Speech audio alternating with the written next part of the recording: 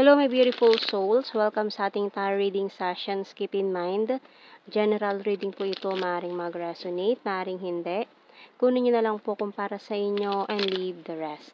Maaaring mag-shift na energies or magkabaliktad ang sitwasyon, kaya kayo na pong bahala kung saan kayo nakalugar sa reading natin. Okay, let's see.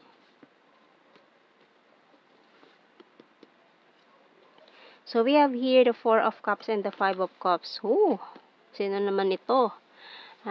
Person na yan. We have here the King of Cups and the Strength card. And the High Priestess, Eight of Swords, Page of Pentacles, and the Hangman. Okay, so someone here is stuck on you. Ayan, Four of Wands, bottom card. So, may tao dito na naman na na-stuck. Ayan. Nakakulong na, nakahang pa dyan, nakatali. Ayan. So, itong taon to hindi makagalaw, hindi makamove, stuck on you, crying, energy. Parang, itong taon to nagsisisi siya siguro kung nireject ka niya, ganyan. And, may strong energy tayo dito ng Leo and Pisces. Ayan.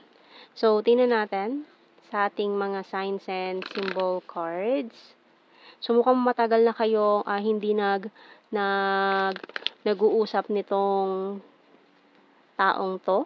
Kaya, parang, ayan, oh. Tapos, ayan, tied pa rin.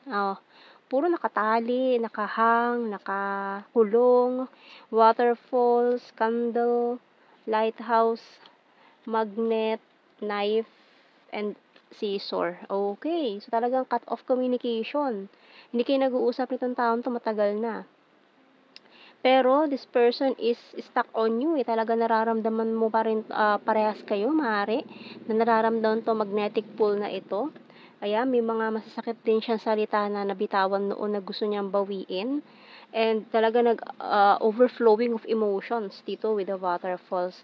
And the lighthouse talagang parang hinahanap-hanap niya pa rin yung presensya mo eh. Kumbaga, nararamdaman pa rin niya eh, no? Nakikita niya. Tapos, ayan, with this lighthouse kasi, na parang yung guide niya, ito yung nakikita niyang guide, para kasing feeling niya is nasa madilim siyang lugar ngayon. Hindi siya makagawa ng move, hindi siya parang, kaya hindi siya makagalaw din kasi parang wala siyang nakikita na liwanag. Okay. So, tingnan natin sa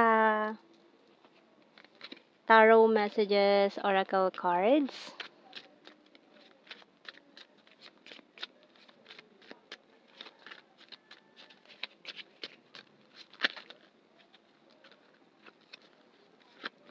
So, this is not over yet. You're so sweet and caring.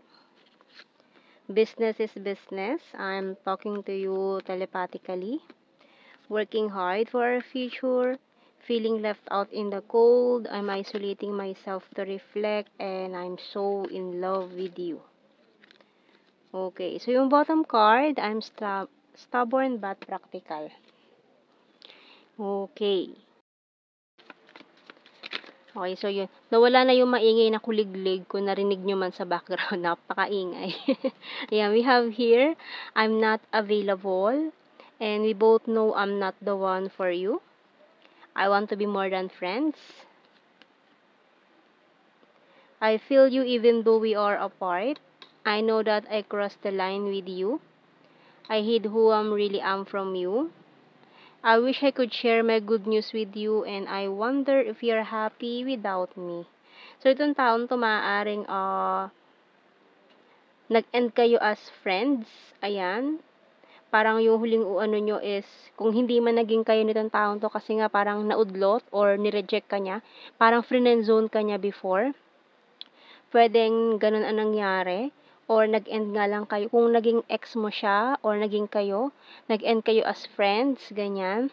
Pero itong taon to ngayon is talagang nanghihinayang siya na nireject ka niya, na hindi ka niya pinurso or hindi ka niya pinili before.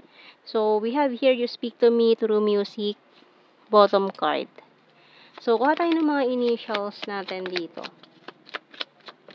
Pero attracted pa rin talaga siya sa iyo, na-attract pa rin siya sa energy mo, sa liwanag na meron ka. Kasi feeling niya feeling niya nasa madilim na mundo siya.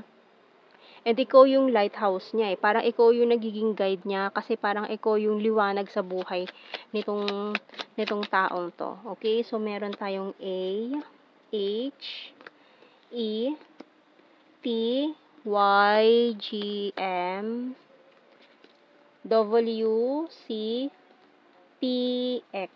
Bottom card natin is letter L. So, let's see ano message ng Archangel natin. We have here Outdoors by Archangel Jophiel. Go outside, get some fresh air, and connect with nature to relieve stress and gain new creative ideas. Ayan. So, kung maaaring itong taong ito ay siya yung kailangan ng ng access sa outdoors ngayon kasi nag-isolate siya, nagtatago lang siya Kumbaga, kung siya yung nagkukulong sa sarili niya, siya yung nagpapalungkot palalo sa sarili niya. Alam mo yung pwede naman gawa ng paraan pero mas pinili niya na tiisin yung sarili niya, no? Kumbaga, yung feelings niya sa'yo is tinitiis niya. Ayaw niya sabihin o ayaw niya ipaalam kasi nga pinangungunahan niya, nag-overthink agad siya sa mga conflict, sa mga problems. So, imbis na solusyonan is in-overthink niya na lang. Kaya parang siya rin yung pahirap sa sitwasyon. So, kuha tayo ng mga blue cards natin dito. We have here destiny and acceptance. So, maaaring in-accept na lang niya na ganun lang yun. Pero may something na gagawin ng destiny dito para sa inyo nitong taong yan. And we have here manifestations. Talagang, ayun, minamanifest na maayos. Minahangga kasi itong taon to hanggang isipin lang niya pero wala siyang ginagawang move. Yun ang problema. So, tingnan natin sa ating general signs and messages. We have here birthmark. Kasi ayaw niya rin siguro ng mahirap na sitwasyon. No? Parang ayaw niya ng ganun na gusto niya convenient lang para sa kanya yung mga nangyayari. Gemini. April. Past person. Number 1. Coins is earth sign. Taurus, Virgo, Capricorn. Very serious. Lake. Weird. Logical. Ex-lover. Smart. Practical.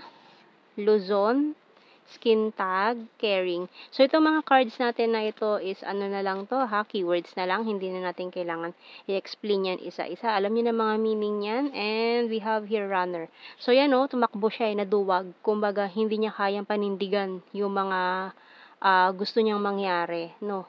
Parang nasanay lang din siguro itong taon to na easy-easy lang yung buhay. No, kumbaga dati siguro nung bata siya is ibinibigay lang lahat ng gusto niya na hindi siya nahihirapan. So, nung napunta siya sa reality ng buhay na kailangan pala paghirapan yung mga bagay-bagay, parang siya, na nahirapan siya sa ganung sitwasyon na gusto niya is madalian lang. Ayaw niya nung nahihirapan siya. So, we have here flirtatious and Capricorn. So, maaari may mga other options pa rin yung taong yan dati. Kaya parang madali na lang sa kanyang bitawan yung mga nangyari. So, we have here travel and Aries. Long distance and may long distance situation din. Hilarious, 5, and number 10. Ayan. So, may mga completion na mangyayari dyan or maaaring itong taon to is matuto na rin naman sa buhay. No? Kasi sayang ang mga connection na ganyan kung lalo na kung twin flame yan or higher yan. Kumbaga soulmate, ganyan, or divine counterpart mo. So, kailangan niya talaga matuto sa buhay, hindi yung paisi-isi lang, no, na normal lang nagkakaroon ng problema, no? So, madali naman masolusyonan niya kung parehas ka gagawa ng move or parehas kayong pagtutulungan ng mga bagay-bagay. So, hindi lang naman basta isa lang ang dapat gumawa, no? So, yan ang ating reading, my beautiful souls. Thank you for watching. Take care and God bless. See you in our next reading, guys. Bye-bye.